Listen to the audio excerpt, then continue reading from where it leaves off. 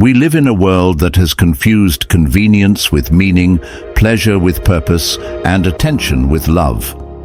Somewhere between the rise of comfort and the fall of challenge, humanity lost itself in a mirror that no longer reflects the soul but only the surface. Smooth, curated, and hollow. We chase validation like beggars chasing coins, our worth measured in metrics, our time auctioned off to screens that never sleep.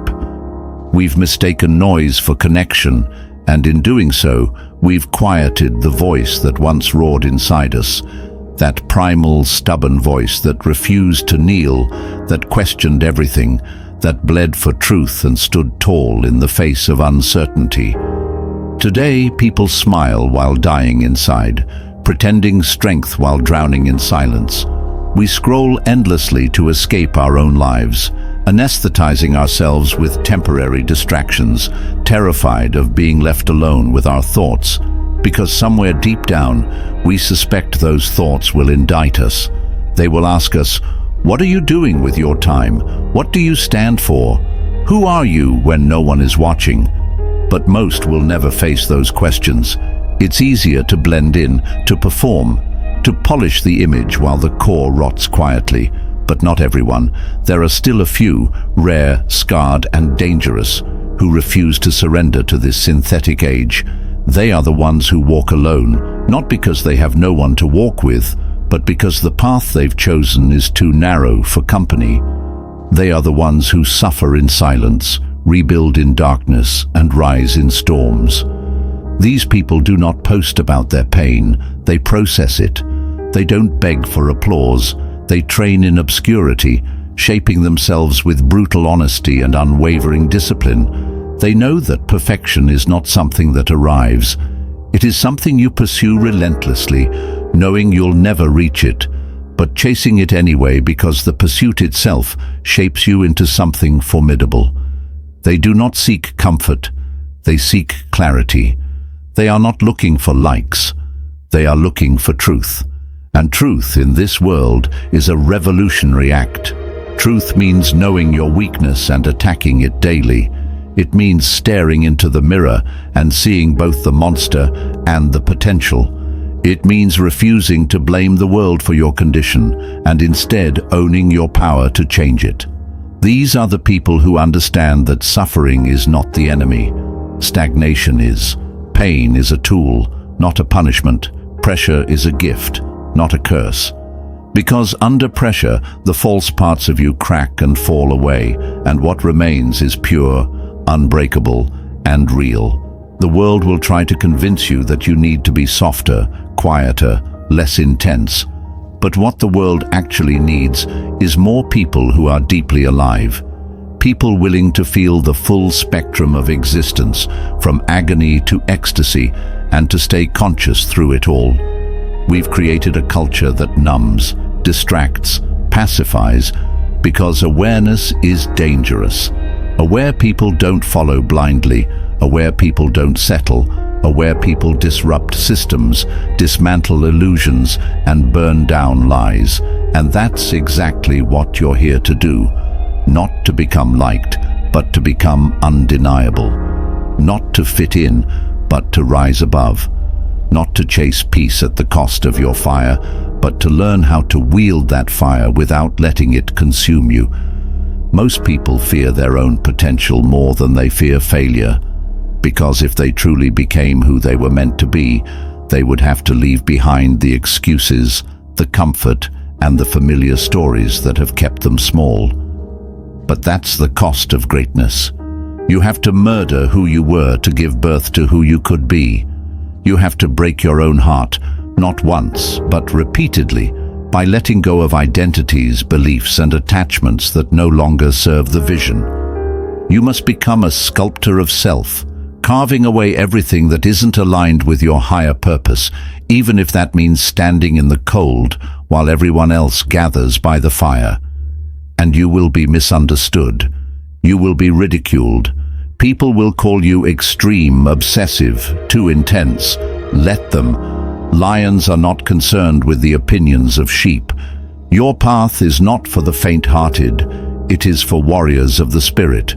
those who are willing to be alone, to be doubted, to suffer, and still keep going. Because deep down, they know that the pain of discipline is far more sacred than the pain of regret. Regret is a slow poison that corrodes the soul, one compromise at a time. But discipline? Discipline is violent rebirth. It is death and resurrection. It is a daily crucifixion of weakness, a relentless devotion to the future version of yourself, the one who already exists inside you, waiting for permission to emerge. But permission is not given, it is taken. No one will hand you greatness. You must steal it from your distractions, from your excuses, from your past. The world will not clear a path for you. You must carve your own. And if you think this is where the story ends, you're wrong, because the pursuit of truth, of greatness, of something eternal, has no finish line. The minute you believe you've arrived, you begin to decay. Comfort is the enemy of growth, and mastery is not a destination, but a lifestyle. Those who endure, who continue walking even when the cheers fade and the crowd moves on, understand a sacred truth: that becoming is more valuable than being, that striving is nobler than settling, and that the highest achievement is not the applause of others, but the quiet respect of your own soul. You see, this world is built to distract you, to tame you, to turn your potential into a product, your passion into performance, your individuality into conformity.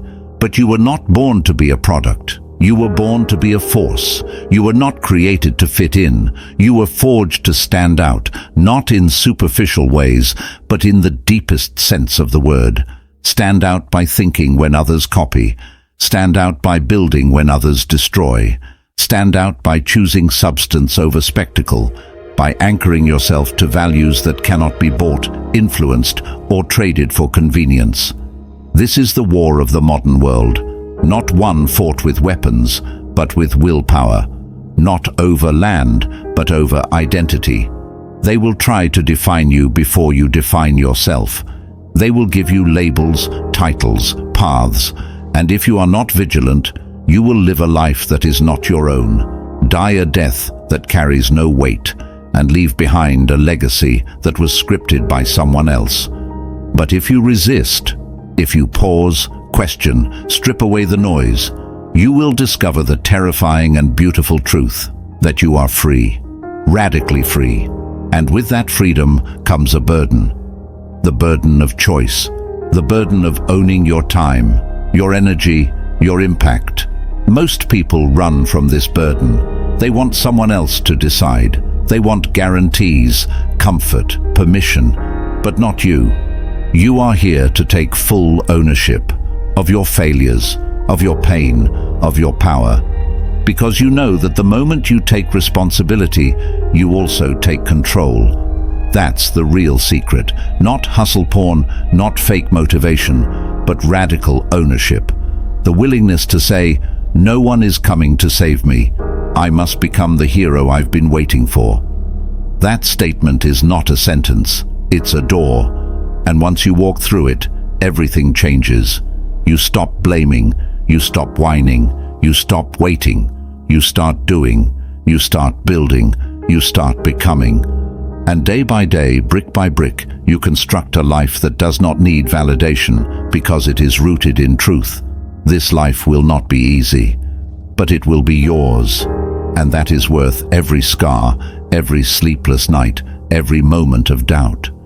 Because at the end of this path, when the world quiets and your body is tired, you will look back not with regret, but with reverence, not asking, what if, but declaring, I did.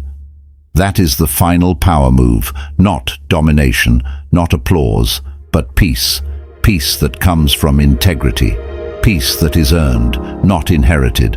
And when that peace comes, when you feel it rise in your chest like fire and calm mixed into one, you will realize something profound. That perfection was never about flawlessness. It was about wholeness, about being fully, unapologetically alive. And that is what the world has been starving for. not more polished masks, but real awakened souls.